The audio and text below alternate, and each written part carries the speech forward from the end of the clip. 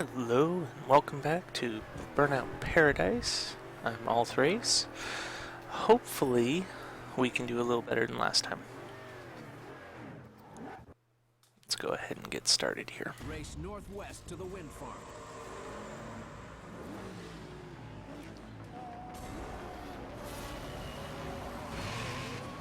So I haven't done any warm-up this morning. Hopefully it won't stand out too bad. I actually remembered to check if I have sound again.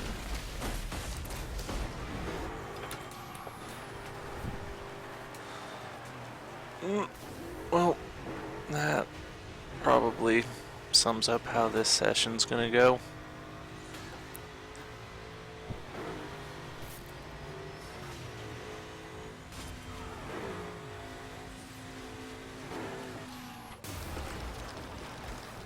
Yes.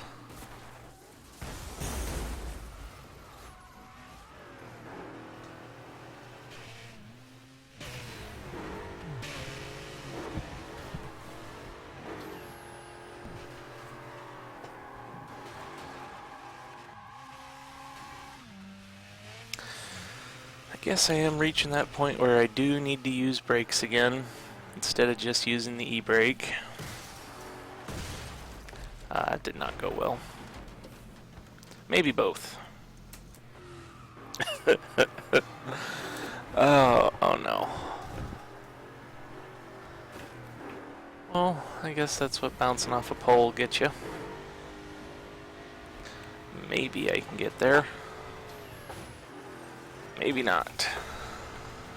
Oh, so close. I saw a second. Come on, game.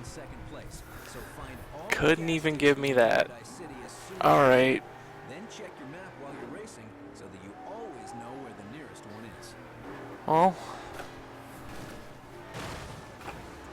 how's everyone doing today? Hopefully well.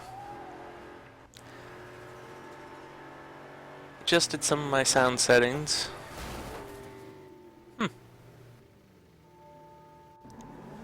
Hopefully it's not quite as bad with the background noise.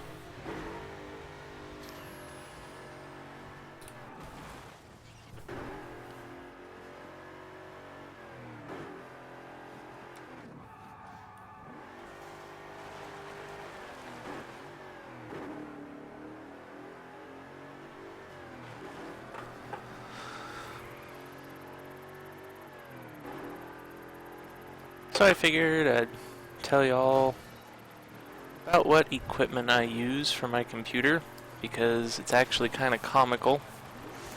I didn't even mean to get all Logitech products, but I slowly accumulated them. I'm using the G27 wheel. I'm using, I think it's the G400 or some such headphones. I have their Z51 speakers. I've got a G700 mouse, and I have an MX5500 for a keyboard. And yes, I did have the Revolution before I had the G700. I have been using Logitech mice for basically the entire time I've owned a computer now.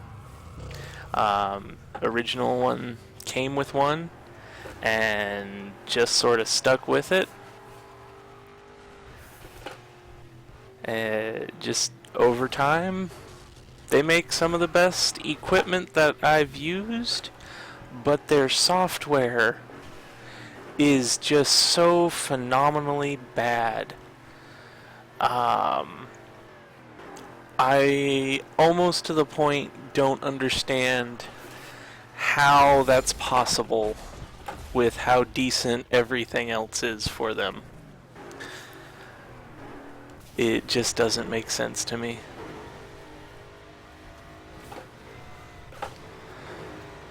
Maybe I just don't understand it. That's possible, I suppose. I kinda don't think that's it, but who knows? Okay.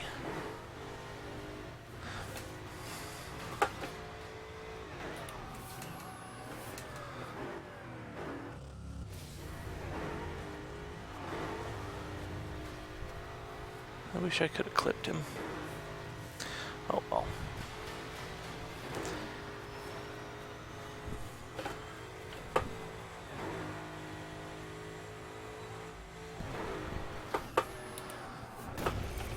Actually, some more about getting this wheel. It was a lot of fun. I had originally bought Euro Trucker 2, right? I've seen people play it. It just looked like a fun game to sort of zen out for a while. And it is. Except for I was playing it on keyboard originally. If any of you have played that, you know that it doesn't do so well with the keyboard. So my brother suggested I purchase this wheel, as it's one of the best wheels out there. And I said, nah, I wouldn't want to spend that much money on something like that. And oop, not sure what I was thinking there. But I did, obviously, since I'm using it. And played Euro Trucker for about 30 minutes. And I had to have the rest of my family try it because it's just that much fun. It really is. Hey, I actually pulled one out. Terrible. But everybody's reaction to playing it was really funny.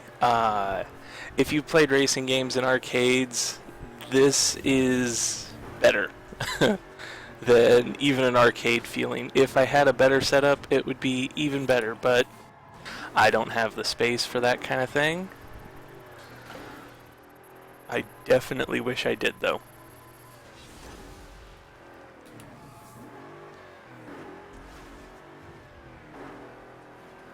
Alright, let's get into another race here.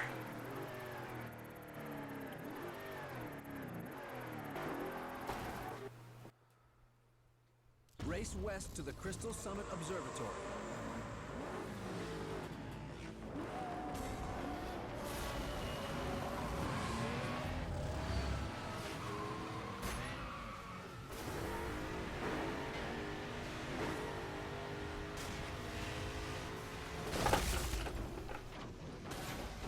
I guess those barrels were there for a reason. Probably saying there's something to crash into. Probably, maybe should have paid attention to that. Oh, let's see if I can lose this one. I'll win one race an episode.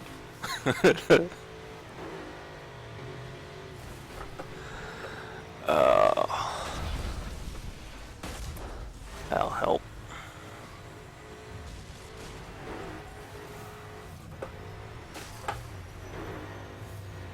Okay.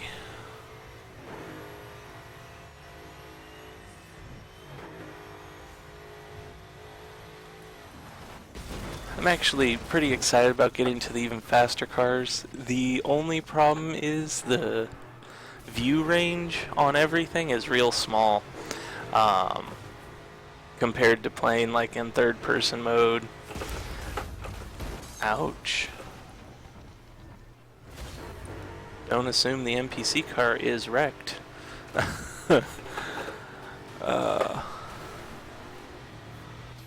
Okay. There we go. That's what I needed.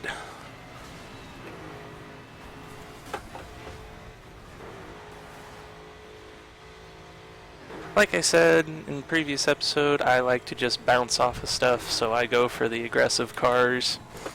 I really need to start paying more attention to the map. I am definitely not doing that enough while trying to talk at the same time.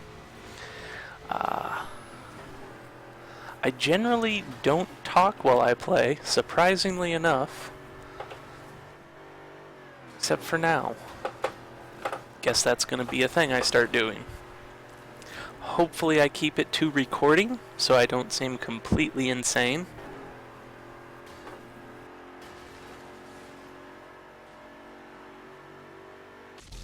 Alright. That's more like it.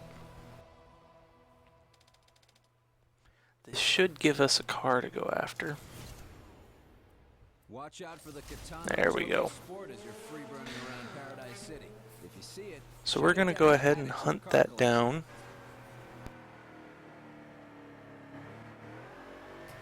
Atomica here. Just noticed there are a lot of cars changing hands on the streets of Paradise these days. All it takes is one well-timed takedown, and there'll be a new set of wheels waiting for you in the junkyard. Just sort of cruise slowly until it blows by us.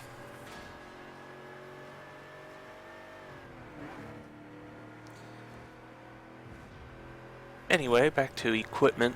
I'm using an Acer monitor and a Samsung monitor. I've had this Samsung SyncMaster 914V, alright? So it's like a 19-inch square monitor, old. It was I got it a year after I got my computer. It was my second monitor. It has moved 4 or 5 times with me, including twice across country, and survived everything. It was packed into a car that had all of 2 people's belongings, a cat, 2 people, and this was a Jetta, so it's not a big car. We had everything in it though, and we drove the 3,000 miles from California to Virginia, and it made it. It survived, and then back again a year later, and it survived that trip too, and then shuffling around in an apartment and such. So I can't say enough about that thing either. The only problem it has now, oh, sounds like we got a car, is that the video cable on it doesn't quite work. It will fall out at the slightest touch. I don't know if that's the port or the cable itself. I haven't really tested. Pretty sure it's the port though, because I can't screw in anything to it, so that kinda throws that one out there. Okay, we're gonna go ahead and switch over and do the burning route for the new car.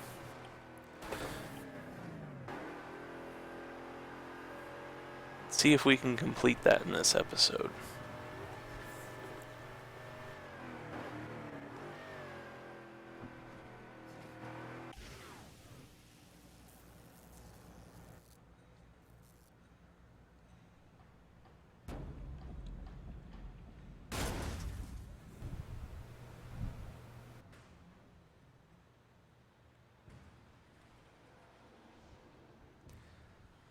So my original monitor, which I eventually had to throw away, it was a 19-inch big old monitor, box and everything on it. Probably weighed about 40 pounds by itself. It worked really well. Excuse me. Until my brother, this was in high school, 11th grade, I want to say. My brother had a nosebleed on his bed. We had bunk beds. And he had caught it in a soda can for whatever reason, and left it on a shelf beside his portion of the bed. He is on top bunk. And then he knocked it down, it being this can of blood, to my level of the bunk beds, and it landed upside down on the top of my monitor. So this monitor just has like half a regular soda can of blood in it. And I sort of just ignore it. I don't have a sense of smell, so nothing bothered me there. He didn't say anything if it did smell. I don't know. About a month after that happened, though, the monitor started sparking. And, like, at first, I didn't realize what was happening. I would turn it on and maybe, like, move my hand past the screen, and I would get electrocuted. And, like, I thought it was static at first, because it wasn't very bad. And then about 2-3 months after that, it's been a while, that blood is dried, cooked in there, whatever. I noticed there's some etching in the middle of the screen on the inside of the glass. That's where it's sparking on the inside of the glass, and you can touch it when you turn it on or come back from sleep mode or something like that, and it would electrocute you.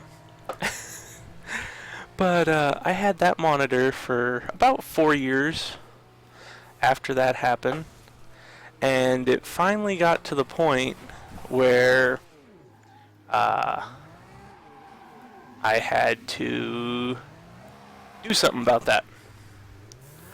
Actually, let's go ahead and repair. Okay.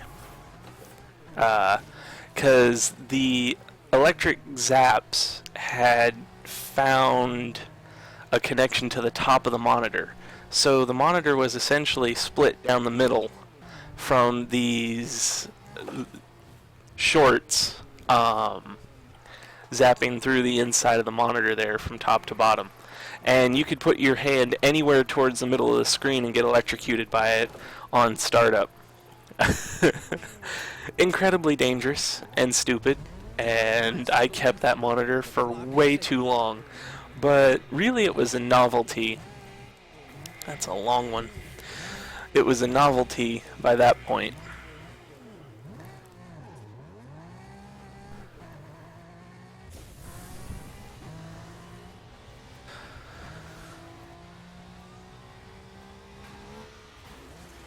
It didn't work.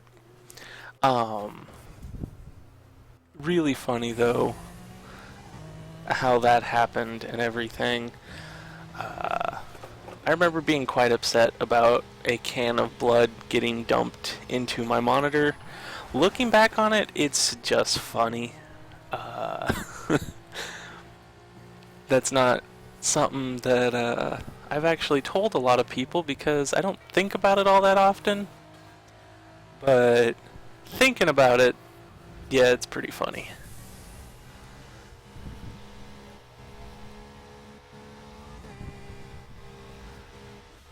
I've never played this game listening on the sound very well. Hearing the engine rev up all the way through the Burnout use is actually really neat.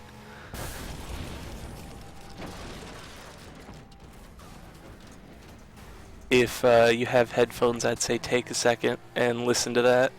If you have the game even, do that. It'll probably come out better quality.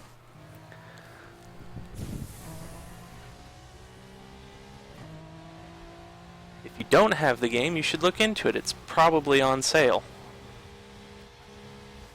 given that summer sales are kicking off.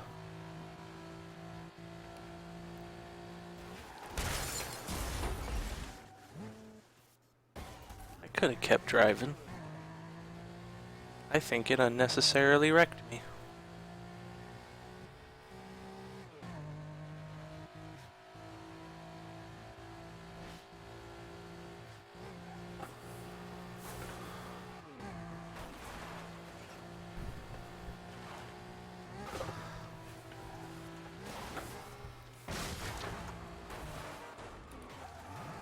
Okay.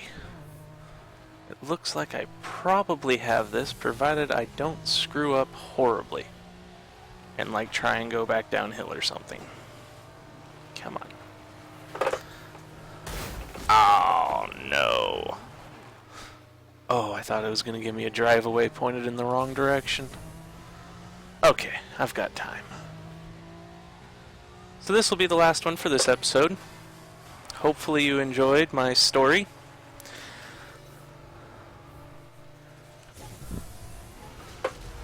And if not, well then you probably don't want to listen to very many more of my stories. Hope you have a wonderful day. See you next time. Bye-bye. Criterion has been delivered to the junkyard. Sweet ride.